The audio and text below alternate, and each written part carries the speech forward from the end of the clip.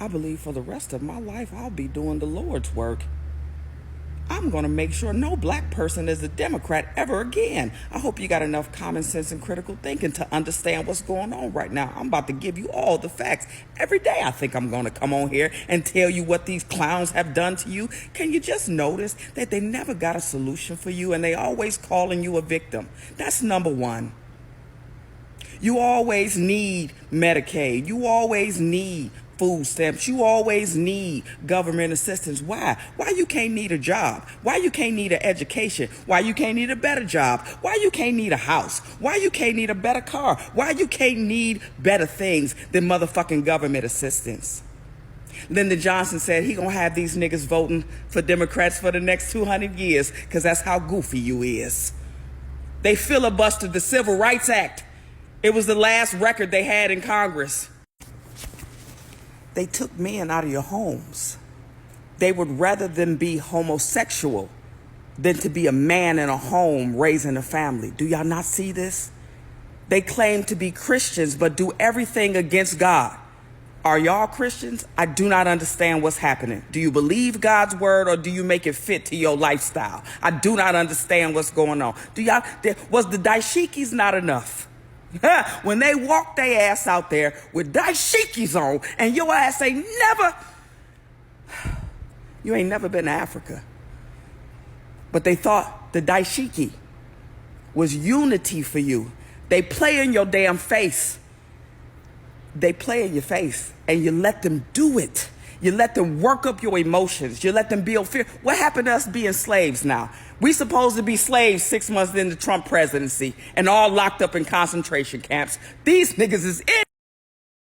All right, so you've probably seen these videos of black woman speaking passionately in her phone, claims the Democratic Party deliberately destroyed the black family.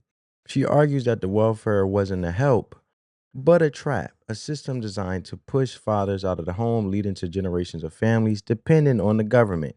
And these videos often go viral, get millions of views and shares. For many, it feels like someone is finally saying what they've been thinking, that something has gone very wrong. But what if I told you this argument isn't new? What if its history goes back decades and is part of a carefully planned political strategy that has been turned into a weapon? So today, we aren't just reacting to the claim, we're digging deeper. We're going to show where this story really came from, look at the money and the politics behind it, and expose why it's become such an effective way to divide voters and gain power. And this is the hidden story behind the claim that black people sold their souls to the Democrats. First, let's break down why this story is so effective. It connects to a very real pain since the 1960s. Family life has changed dramatically, not just in the black community, but for working class Americans everywhere. The statistics often used are stunning because in the mid 1960s, about 25% of black children were born to unmarried mothers. By the 1990s, that number jumped to nearly 70%. When people hear that, it's more than just a number. They see the impact in their own neighborhoods, single mothers working hard to get by, fathers roaring around, and the social and money problems that follow. So when someone blames a specific political party and its policies, it offers a simple answer to a painful and complex problem. It puts a name and a face on the enemy. The argument goes like this. Starting in the 1960s with Lyndon B. Johnson's Great Society, the Democratic Party created a welfare system that paid women to be single mothers. The story says that a government check became more reliable than a husband, forcing the black father out of the home, making the government the new head of the family. They argue this dependency locked black families in a cycle of poverty and government control, a political plantation, or, in other words, democratic plantation. That phrase is chosen carefully and is meant to be shocking. It brings to mind slavery, framing a political alliance not as a choice, but as a form of captivity. It's an extremely powerful emotional point, but is it accurate? To find out, we need to go back to where it all started. I got you. This story really begins in 1965, not with a politician, but with a government socialist named Daniel Patrick Moynihan. Moynihan was a liberal working to support President Johnson's war on poverty. He wrote a report that became famous for all the wrong reasons called The Negro Family, The Case for National Action. Mohan looked at the data and saw something that worried him. He argued that the long term effects of slavery and segregation had created a tangle of pathology in cities, which he believed was causing a traditional family unit to break down. He pointed to the increase in out of wedlock births in female led households as a major barrier to achieving economic equality. And the report was explosive. Moynihan wanted it to be a wake-up call for the government to create policies like job programs to support black families by helping black men find stable work. Instead, it was immediately attacked. Civil rights leaders and scholars criticized it, saying it was blaming the victims. They believe it shifted the focus away from the real problems like systemic racism and economic injustice and onto the supposed culture of the black family. So the Moynihan Report created a major division between liberals and civil rights groups. While they argued, another group was watching and saw the political opportunity. For years, conservatives have been searching for a better way to attack government welfare programs. The Moynihan Report, written by a liberal, gave them the perfect tool. They could now argue that welfare was not just a waste of taxpayer money, but a moral position that was actively destroying the black community. This was the beginning, but it would take a master politician to turn that idea into a powerful political moment or movement. And that's where Ronald Reagan came in. During his 1976 presidential campaign, Reagan began telling a story about a woman from Chicago. He described her as having 80 names, 30 addresses, 12 social security cards, and claimed her tax free income was over $150,000. The woman, Linda Taylor, was a real person, but Reagan's story was a wild exaggeration. He never mentioned her name or race. He didn't need to. The media had already labeled her the welfare queen, and that image stuck in the public's mind. A lazy black con artist living a life of luxury on taxpayer money.